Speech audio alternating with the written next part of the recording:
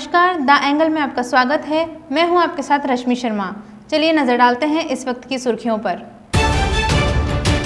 भारत और चीन के बीच सीमा विवाद को लेकर हुई लेफ्टिनेंट जनरल स्तर की वार्ता, बातचीत के जरिए गतिरोध खत्म करने की पहली कोशिश। राहुल गांधी ने केंद्र पर साधा निशाना, कहा लोगों को नकद सहयोग न देकर अर्थव्यवस्था बर्बाद कर रही है सरकार। मुख्यमंत्री अशोक गहलोत ब्यूरोक्रेसी में करेंगे तमिलनाडु पैटर्न पर बदलाव, परफॉर्मेंस के आधार पर अफसरों को सौंपी जाएगी जिलों की कमान। सीएम अशोक गहलोत और धर्मगुरुओं के बीच हुई बैठक, 30 जून तक धार्मिक स्थल बंद रखने पर बनी सहमति, अंतिम फैसला छोड़ा सरकार पर। पूर्वी लद्दाख में महीने भर से भारत चीन के बीच जारी सीमा पर तनाव के बीच दोनों पक्षों में लेफ्टिनेंट जनरल स्तर की बातचीत हुई। आधिकारिक सूत्रों ने बताया कि सीमा पर जारी गतिरोध को खत्म करने के लिए दोनों देशों के बीच यह पहली बड़ी कोशिश है। भारतीय प्रतिनिधिमंडल का नेतृत्व लेह स्थित 14वीं कोर के general commanding officer lieutenant general Harinder Singh ने की। सूत्रों ने बताया कि चीन की तरफ से तिब्बत मिलिट्री डिस्ट्रिक्ट के कमांडर ने अगुवाई की। दोनों पक्षों के बीच यह बातचीत पूर्वी लद्दाख में चीन की साइड में लाइन ऑफ एक्चुअल कंट्रोल पर मालडो में हुई, जहां बॉर्डर पर्सनल मीटिंग होती है। इंडियन आर्मी के एक प्रवक्ता ने बातचीत का जिक्र किए बिना बताया कि भारत चीन सीमा पर मौजूदा स्थिति को देखते हुए भारत और चीन के अधिकारी तयशुदा सैन्य और कूटनीतिक माध्यमों से जुड़ना जारी रखेंगे। दोनों देशों की तरफ से हुई लेफ्टिनेंट जनरल स्तर की बातचीत से पहले स्थानीय कमांडरों के स्तर पर दोनों सेनाओं के बीच 12 राउंड बातचीत हो चुकी है। इसके अलावा 3 मेजर जनरल स्तर की भी बातचीत हुई है। कांग्रेस के पूर्व अध्यक्ष राहुल गांधी ने आरोप लगाया कि सरकार कोरोना संकट के समय लोगों और एमएसएमई इकाइयों को नकद सहयोग न देकर अर्थव्यवस्था को बर्बाद कर रही है। उन्होंने यह भी दावा किया कि सरकार का यह रुख नोटबंदी 2.0 है। गांधी ने एक खबर शेयर करते हुए ट्वीट किया, सरकार लोगों और एमएसएमई को नकद सहयोग देने से इनकार करके हमारी अर्थव्यवस्था को सक्रियता के साथ नष्ट कर रही है। यह नोटबंदी 2.0 है। गौरतलब है कि राहुल गांधी और कांग्रेस पिछले कई हफ्तों से सरकार से यह मांग कर रहे हैं कि गरीबों, मजदूरों और एमएसएमई की वित्तीय मदद की जाए। उनका कहना है कि लोगों के खाते में अगले 6 महीने के लिए 7,500 रुपये महीने भेजे जाएं और तत्काल 10,000 रुपये दिए जाएं। हाल ही में अर्थव्यवस्था को पटरी पर लाने के लिए राहुल गांधी ने बजाज ऑटो के प्रबंध संचालक राजीव बजाज से वीडियो कॉन्फ्रेंसिंग के जरिए बात की। मध्य प्रदेश की राजनीति इन दिनों फिर से गरमाई हुई है। भाजपा नेता और पूर्व केंद्रीय मंत्री ज्योतिरादित्य सिंधिया ने अपने ट्विटर अकाउंट से कथित तौर पर भाजपा हटा दिया है। इसके स्थान पर उन्होंने जनता का सेवक और क्रिकेट प्रेमी लिखा है। इसके बाद से चर्चाएं तेज हो गई हैं। कुछ लोगों का कहना है कि सिंधिया ने अपने प्रोफाइल में भाजपा जोड़ा ही नहीं था। हालांकि इस पर भाजपा या सिंधिया की तरफ से कोई प्रतिक्रिया नहीं आई है। पार्टी में उनके आने के बाद उनके समर्थकों को शिवराज मंत्रिमंडल में शामिल करने और उन्हें केंद्र में कैबिनेट मंत्री बनाए जाने की चर्चा थी, लेकिन अब खबरें आ रही हैं कि उनके समर्थक पूर्व विधायकों को उपचुनाव का टिकट मिलने में परेशानी हो रही है।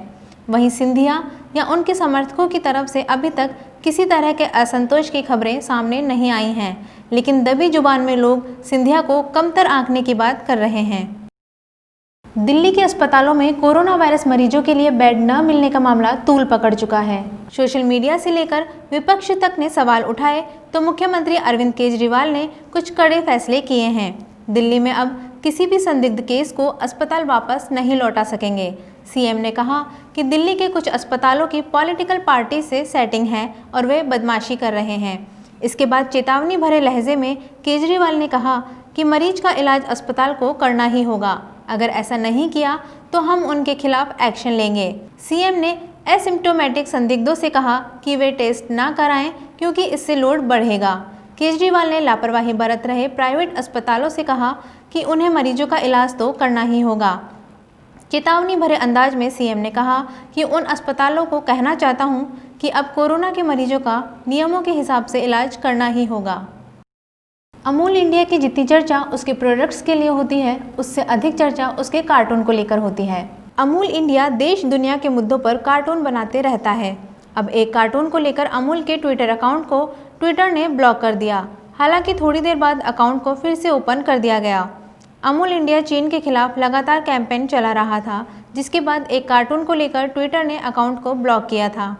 अकाउंट ब्लॉक होने के बाद ट्विटर पर बवाल मच गया और हैशटैग अमूल ट्रेंड करने लगा। अमूल ने हाल ही में creative campaign exit the dragon चलाया था, जो कि भारत में चाइनीज प्रोडक्ट्स के बहिष्कार को लेकर था। बहुजन समाज पार्टी के अध्यक्ष मायावती ने योगी सरकार को आड़े हाथों लिया है। मायावती ने ट्वीट करते हुए लिखा कि जब प्रवासी मजदूर आ रहे थे तब खासकर उत्तर प्रदेश सरकार ने इस बात पर जोर दिया था कि प्रवासी लोगों का उनकी योग्यता के हिसाब से रजिस्ट्रेशन होना चाहिए और उन्होंने रजिस्ट्रेशन कराया भी। लेकिन उसके बावजूद भी देखने को मिल रहा है कि जो लोग बड़ी बड़ी डिग्री लेकर प्रदेश में आए हैं, आज वो मनरेगा के तहत गड्ढे खोद रहे हैं। सरकार को सोचना चाहिए, जब लोग बड़ी बड़ी डिग्री लेकर गड्ढे खोदेंगे तो इसका शिक्षा पर कितना बुरा प्रभाव पड़ेगा। देश में कोरोना वायरस संक्रमण के मामले तेजी से बढ़ते जा रहे हैं। अब भारत इटली को पीछे छोड़कर कोरोना वायरस वैश्विक महामारी से सबसे बुरी तरह से प्रभावित देशों की सूची में 6ठे नंबर पर पहुंच गया है। देश में कोविड-19 के मामले 2,36,000 से अधिक हो गए हैं। वहीं देश में मृतकों की संख्या 6,500 से अधिक हो गई है। अब भारत अमेरिका, ब्राजील, रूस, स्पेन और ब्रिटेन के बाद कोरोना वायरस से सर्वाधिक प्रभावित देशों की सूची में 6ठे स्थान पर आ गया है। वहीं राजस्थान में अब तक 44 नए कोरोना पॉजिटिव केस सामने आए। इनमें पाली में 14, चूरू में 10, जयपुर में 9, कोटा में 3, बीकानेर, दौसा, धौलपुर, जोधपुर, चित्तौड़गढ़ 12, भीलवाड़ा और दूसरे राज्यों से आए एक व्यक्ति संक्रमित मिले, जिसके बाद राज्य में कुल पॉजिटिव की संख्या 10,128 पहुंच गई। राज्य में इस बीमारी से मरने वालों का आंकड़ा 219 हो गया है। राजस्थान में कोरोना के बढ़ते केसों के बाद मुख्यमंत्री अशोक गहलोत ब्यूरोक्रेसी में तमिलनाडु पैटर्न पर बदलाव करने की तैयारी कर रहे हैं। तमिलनाडु में सीधी भर्ती वाले IAS अफसरों को दरकिनार कर राज्य सेवा के अफसरों को ही जिलों की कमान सौंपी जाती है। ऐसा माना जा रहा है कि ब्यूरोक्रेसी में यह बदलाव नए रूप का होगा। ब्यूरोक्रेसी में यह बदलाव जातीय, क्षेत्रीय और राजनीतिक समीकरण के आधार पर नहीं होगा। परफॉर्मेंस के आधार पर अफसरों को जिलों की कमान सौंपी जाएगी। परफॉर्मेंस के पैमाने का आधार कोरोना पीरियड रहेगा। जिन अफसरों की परफॉर्मेंस बेस्ट रही है, उनकी कुर्सी बरकरार रहेगी। मुख्यमंत्री अशोक गहलोत सीधी भर्ती वाले IAS अफसरों की कार्यप्रणाली से बेहद नाखुश बताए जा रहे हैं। सीधी भर्ती वाले IAS अफसरों को जिन जिलों की कमान सौंपी गई है, वहां कोरोना वायरस के आंकड़े थमने का नाम नहीं ले रहे हैं। सीधी भर्ती वाले IAS अफसरों की बजाय फील्ड का अनुभव रखने वाले राज्य सेवा के अफसरों को और जिलों की कमान सौंपी जाएगी। मुख्यमंत्री गहलोत को प्रमोटी और वसुंधरा राजे को सीधी भर्ती वाले IAS अफसरों पर भरोसा रहा है। मुख्यमंत्री अशोक गहलोत ने धर्मगुरुओं के साथ वीडियो कॉन्फ्रेंसिंग के जरिए संवाद किया। VC में शुरुआती उद्बोधन मुख्य सचिव DB गुप्ता ने दिया। ACS रोहित कुमार सिंह ने प्रेजेंटेशन दिया। इसके बाद धर्मगुरुओं से राय ली गई। इसमें 30 जून तक धार्मिक स्थान बंद रखने पर सहमति बनी है। इसके लिए जिला कलेक्टर की अध्यक्षता में कमेटी बनेगी। बैठक में धार्मिक स्थान खोलने पर धर्मगुरुओं ने अलग अलग राय दी। कुछ धर्मगुरुओं ने अभी लॉकडाउन जारी रखने की अपील की है, तो कुछ ने गाइडलाइन के साथ धार्मिक स्थल खोलने की दलील दी। बैठक में 30 जून तक धार्मिक स्थल बंद रखने पर राय बनी है, लेकिन इसका अंतिम फैसला सरकार करेगी।